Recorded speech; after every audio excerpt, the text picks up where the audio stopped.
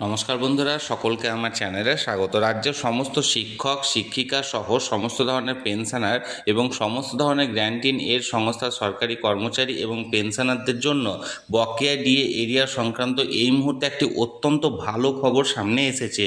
এই ধরনের সরকারি কর্মচারী এবং পেনশনারেরা খুব শীঘ্রই তাদের বকেয়া ডিএ এরিয়ার পেতে চলেছেন। কি সেই খবরে কি বলা হয়েছে সকল কিছু আজকে ভিডিওতে বিস্তারিতভাবে আলোচনা করব। ভিডিওটি অত্যন্ত গুরুত্বপূর্ণ, তাই প্রথম থেকে শেষ পর্যন্ত অবশ্যই ধৈর্য সহকারে দেখবেন এবং ভালো লেগে থাকলে অবশ্যই একটি লাইক করবেন এবং সকলের সঙ্গে শেয়ার করবেন। আর সেই সাথে চ্যানেলে যদি প্রথমবার হয়ে থাকেন এই রকমের ইনফরমেটিভ ভিডিও আরও দেখার জন্য যারা এখনও পর্যন্ত চ্যানেলটিকে সাবস্ক্রাইব করেননি তারা অবশ্যই চ্যানেলটিকে সাবস্ক্রাইব করে নিতে ভুলবেন না। তাহলে চলুন আমরা বিস্তারিত জেনে নিই। দেখুন, এটি একটি নামী সংবাদপত্রের প্রতিবেদনের অংশ। এখানে হেডলাইন্স দেওয়া হয়েছে, শিক্ষক শিক্ষাকর্মীদের ডিএ নথি পৌঁছলো নবান্নে। এবার মূল প্রতিবেদনে কি বলা হয়েছে দেখুন, রাজ্যের সরকারি সাহায্যপ্রাপ্ত শিক্ষা প্রতিষ্ঠানগুলির শিক্ষক ও শিক্ষাকর্মীদের বকেয়া মহার্ঘ ভাতার কাজ আরও এক ধাপ এগোলো। শিক্ষকদের বকেয়া সংক্রান্ত নথি নবান্নে পৌঁছেছে বলে সূত্রের খবর।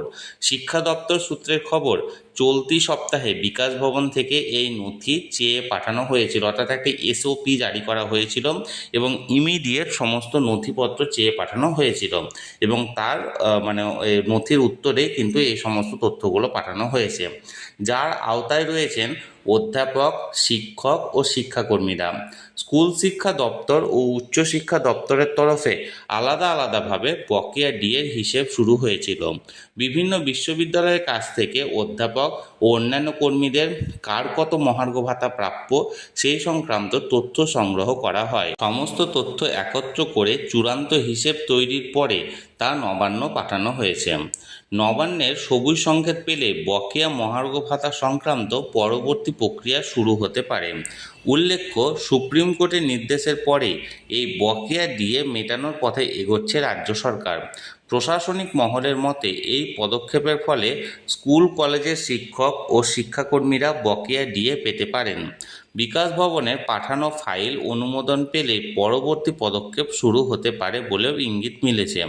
সুপ্রিম কোর্টের নির্দেশের পরে মুখ্যমন্ত্রী মমতা বন্দ্যোপাধ্যায় সোশ্যাল মিডিয়ায় জানিয়েছিল, রাজ্য সরকারি কর্মচারীদের পাশাপাশি শিক্ষক শিক্ষিকা, পঞ্চায়েত ও পুরসভার কর্মী, সরকারি অনুদানপ্রাপ্ত প্রতিষ্ঠানের কর্মীরাও ডিএ পাওয়ার যোগ্য।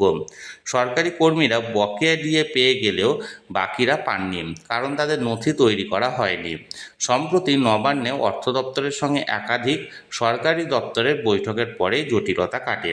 তাহলে বন্ধুরা, আমরা মোটামুটি সকলেই জানি সর্বপ্রথমে রাজ্যের অর্থ দপ্তরের তরফ থেকে 3টে অর্ডার জারি করা হয়েছিল। প্রথম অর্ডারটি ছিল রাজ্যের সমস্ত ধরনের সরকারি কর্মচারীদের জন্য, যাদের ডিএ দেওয়া হয়েছিল 16 থেকে 19।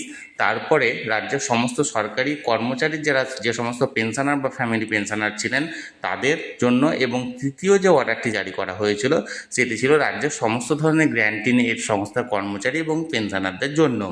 এরপরে রাজ্যের অর্থ দপ্তরের সঙ্গে গত 1 এপ্রিল একটি বৈঠক হয় সমস্ত গ্র্যান্টিন এড সংস্থার উচ্চ আধিকারিকদের সঙ্গে, এবং সেখানে সেই সমস্ত কর্মচারী অর্থাৎ গ্র্যান্টিন এড সংস্থার যত কর্মচারী এবং পেনশনার আছেন তাদের প্রত্যেকের নথি অর্থাৎ 2016 থেকে 2019 পর্যন্ত এই 4 বছরে বকেয়া মহার্ঘ ভাতার ডিটেলস জানতে চাওয়া হয়, এবং সেই পরিপ্রেক্ষিতে পুনরায় আবার একটি এসওপি জারি করে অর্থ দপ্তর এবং ইমিডিয়েট অ্যাকশন নিতে বলা হয় সমস্ত ধরনের এই ধরনের দপ্তরগুলিকে, এবং তাদের সমস্ত এমপ্লয়ি এবং পেনশনারদের ডিটেলস পাঠাতে বলা হয়। এবং সেই পরিপ্রেক্ষিতে নবান্নে শিক্ষক এবং শিক্ষাকর্মী এবং তাদের পাশাপাশি যে সমস্ত শিক্ষকদের পেনশনার এবং ফ্যামিলি পেনশনার আছেন তাদের সকল নথি নবান্নে পৌঁছে গেছে বলে এই মুহূর্তে খবর উঠে আসছে। তাহলে বন্ধুরা, এটি একটি নামী সংবাদপত্রের প্রতিবেদনের অংশ ছিল, যেটি সরাসরি আমি আপনাদের সামনে তুলে ধরলাম। এই নিয়ে যদি আপনাদের কোনো প্রশ্ন থাকে অবশ্যই কমেন্ট করুন, আর এই ভিডিওটি ভালো লেগে থাকলে অবশ্যই একটি লাইক করুন এবং সকলের সঙ্গে শেয়ার করুন। আর সেই সাথে চ্যানেলে প্রথমবার হলে অবশ্যই চ্যানেলটিকে সাবস্ক্রাইব করে রাখুন। ধন্যবাদ, দেখা হচ্ছে পরের ভিডিওতে।